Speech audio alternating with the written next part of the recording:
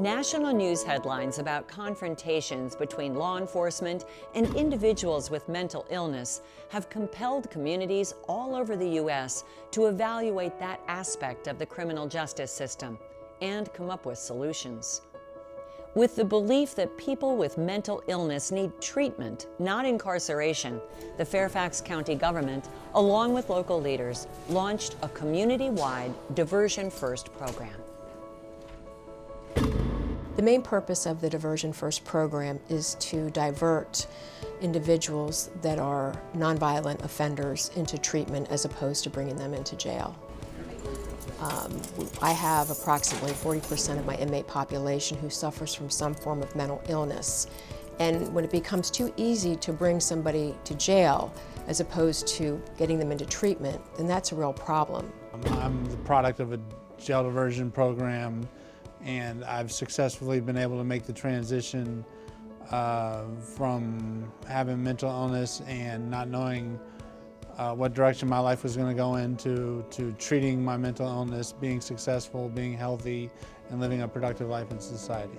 My job as a peer support specialist is to engage with the consumers I serve and relate to them that I've been through a similar struggle that they've been through, and hopefully they can learn from my mistakes and I can impart some wisdom to them. I can sort of be like a role model to them, and I'm a liaison for them to connect with the treatment team I work with. Individuals suffering from mental illness will be able to get the help that they so desperately need. And eventually there will be a cost savings, because when we start to the cycle that when someone is brought into jail or brought into a hospital, and eventually they'll be able to get into a stable and sustainable treatment program, the cost benefits will be tremendous. Well, not every call is a law enforcement call. Sometimes people are in crisis and they need that type of service from a law enforcement officer. And so it's important to call CIT, ask for a CIT officer in those cases. Well, CIT officer, they have a deeper understanding of how to interact with people who are suffering from a mental illness. I was in a program called Crisis Care, which is like a respite center for people with mental illness, so they can sort of go visit and kind of come to terms with what they're going through. And I wandered off in the middle of the night, and I wandered over towards Fairfax Hospital, where I was approached by a police officer who was CIT trained, crisis intervention trained, and he was able to coerce me into getting into the squad car. I had a lot of reservations because I had had past experiences with the police that had not been so pleasant. And I asked him if I could go into the police car without being handcuffed, and he was able to accommodate me with that. And just his tone and his inflection, his mannerisms were very soothing and welcoming and non-judgmental. And it was very helpful to me as a person with mental illness, as opposed to a situation that might have escalated if he had not been crisis intervention trained. Today, police in Fairfax County can bring a nonviolent offender here to the Merrifield Crisis Response Center for a mental health assessment rather than taking them to jail if the police officer suspects that the person's behavior is a result of their need for mental health treatment.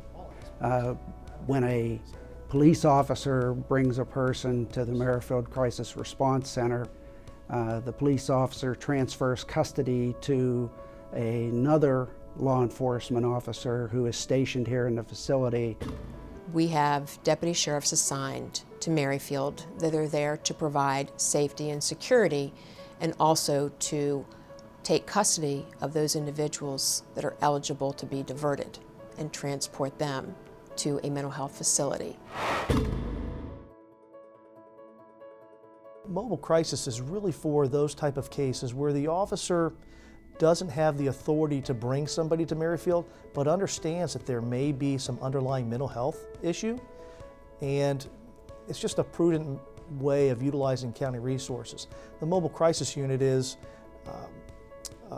2 senior clinicians who travel in a vehicle to that location in the field at the request of the police officer to just take a second look at that officer's case. They don't always end in a detention. Many times they end up in just some sort of crisis plan.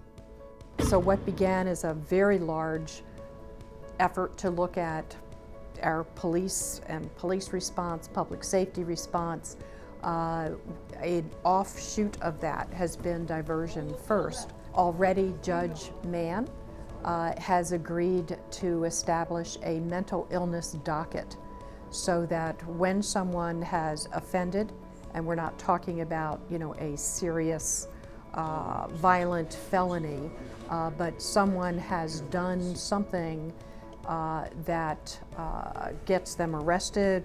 Instead, the mental illness docket would have the ability of sentencing that person to receive treatment and to get the kind of help and housing and wraparound services that that person might need.